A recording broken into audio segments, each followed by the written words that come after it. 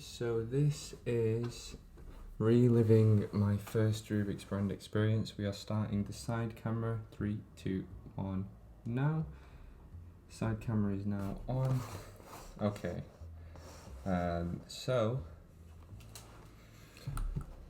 Alright. Take one. What is going on, guys? Chris here and welcome back to another video. Now today is a pretty special video for me because we're going to be checking out a really interesting puzzle. The first Rubik's brand that I ever had, and probably the first puzzle that I ever had. This obviously isn't the very first Rubik's Cube I ever had because it's still in the box, it's still solved.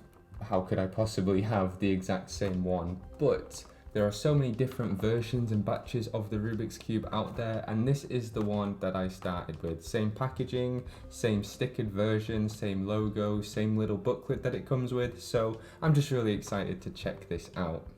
I think these versions of the Rubik's Cube came out mid-2000s, and I think the first one I ever got was in 2008 or just beforehand, so it's pretty old, well over a decade old now, so it's kept in pretty good condition actually. So the box is looking alright. It's a little bit dusty. I bought it off eBay from somebody who was also selling a Rubik's 360, which I really wanted, so let's just get this thing open and let's take a look inside. So where do I want to try and keep the box as nice as possible, although I don't know why.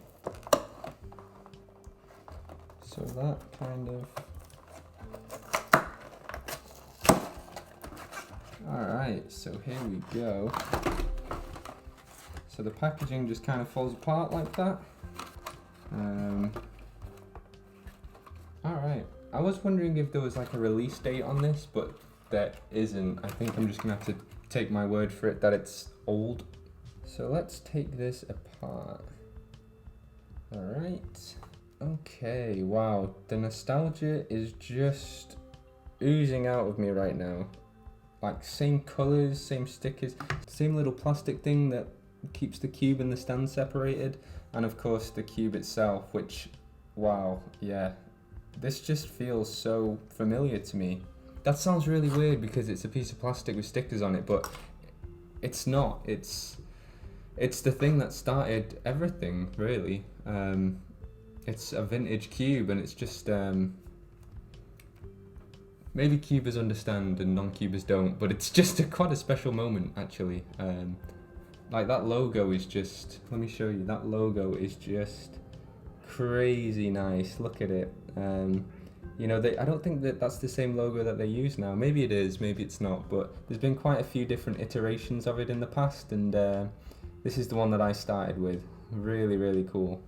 And of course, here's the Rubik stand. We have one logo that's silver, and the rest is just plastic. And then I suppose what I would always do is I would always have yellow and then blue and red, because those were my favorite three combinations together, and that's how it would sit on my shelf, just like that. That's cool. I don't know why, but I really want to like savor this moment because I feel like I'm not going to come across another Rubik's Cube like this for a while. I was really lucky to get this for the price that I did. I got it alongside the Rubik's 360 for £20, so about £10 each, which is about what I spent on it back in 2010 or so. So yeah, I got a really good deal on this. And then of course we have the little instruction booklet as well, which is, I don't really need this, but again, this is what I learned on. This is how I first tried to learn the puzzle, and I was not successful using this, but wow, this is crazy. So it shows you, you know, what each face is and how to hold the cube and how to get the cross and how to do the first layer, and it has you doing the first layer on top, and then yeah, oh, I remember this. This is how I learned how to solve the Rubik's Cube, and it's just fascinating really how much different it is now. No such thing as OLL or PLL in my head. It was, you know, rotate and place every single piece one after the other, and it's yeah. That's enough of that. I imagine you don't really care about what's in this booklet. That probably has absolutely no emotional appeal because I'm just weird like that. So the puzzle itself, let's take a look at that. So I do have my original Rubik's brand still. I don't have it with me, it's back at my parents' house, so I don't really have a point of comparison, but I do have the next best thing, which is another old Rubik's Cube. I don't know how old this one is, but it is what it is. It's a Rubik's brand and it's probably older than this one, so there's that. So here's the two of them. Let's get turning this one, because I've just been talking a lot and I know you just want to know how it turns, and so do I really. So let's start with just doing a soon. All right, that was pretty good. I remember when I got my first ever Rubik's brand, it was so tight that I couldn't finger trick with one finger, so that's not bad at all. It's not good, but it's not bad, so that's cool. Very clunky, very blocky. For those that don't know, this type of Rubik's Cube cannot be tensioned. It doesn't have screws in it. The centers are held on by little plastic things. Nubs? Plastic nubs? What do you call those things? And I'm pretty sure the center caps are not removable. Oh, maybe they are. But there's no groove to actually pick out the center cap, so it's very difficult to sort of do anything with this other than lubricate it, which would probably help this out a lot, but in terms of corner cutting, look at that, there's absolutely nothing. Maybe a couple of millimeters, but anything beyond that you get yourself a lock, which is not ideal. And then reverse cuts is pretty much nothing as well, so not really much room for negotiation there, which is fine. I mean, this is probably one of the earliest iterations of the puzzle in the 2000s, so it is what it is. But yeah, let's do a quick solve and let's oh, there's a lock right away.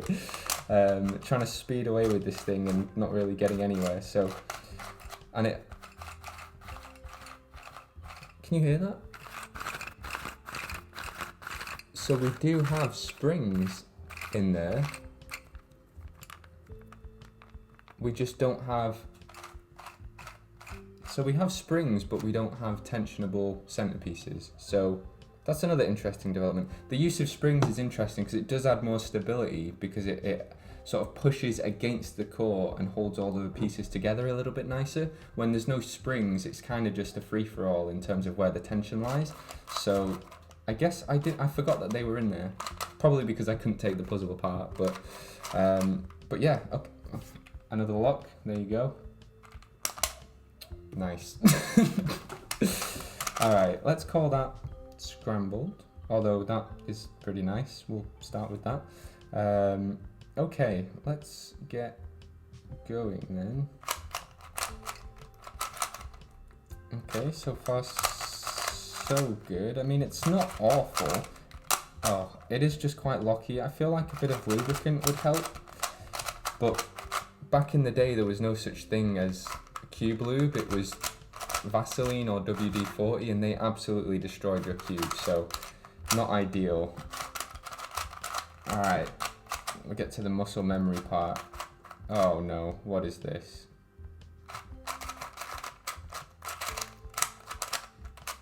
Solved. Okay, that wasn't bad. Very locky, definitely very blocky. Okay, yeah, here we go. Oh, it looks like there is a little bit of maybe factory lube in there. There's something nasty going on with the core. But as you can see, extremely blocky pieces. That's pretty standard for a Rubik's brand, way up until probably the Rubik's 2.0. And come on, you know you want to. There we go. So yeah, a cubie is literally a cube. And then if we look right in the core there, we've got some kind of residue, and I think it's possible this is the factory lubricant that's just really dried up over time. So it is what it is. When I opened the puzzle, a load of like little plastic bits came out, so I think the age of the puzzle is definitely showing there. Like I said, this has to be at least 10 years old, because they stopped making this type of Rubik's Cube pretty soon after I started cubing and opted for like the sort of hexagonal boxes. So yeah, but there we go. That is just amazing. What a cool experience. Sort of reliving my first unboxing, I guess, the first cube I ever unboxed. So it's a pretty acceptable puzzle. If I'd got this exact cube when I first started, I would have been way faster than I was, because the Rubik's brand that I had was pretty bad. It was really slow and really tight. So yeah, but this is just a little piece of my cubing history in the palm of my hand, which is really nice. I really like that. And yeah, I don't know what else to say. Done a solve, checked out the pieces, bit of nostalgia with the box, but yeah, I'm gonna end it there. Hopefully you've enjoyed watching this video. Just a nice little, delve back into the past of the Rubik's brand and cubing as a whole, really. So if you have enjoyed, remember to hit the like button and subscribe if you want to be notified whenever I make a new video. But that's gonna do it from me, guys. Thanks so much for watching if you've made it this far, and I'll see you in the next video. See you later.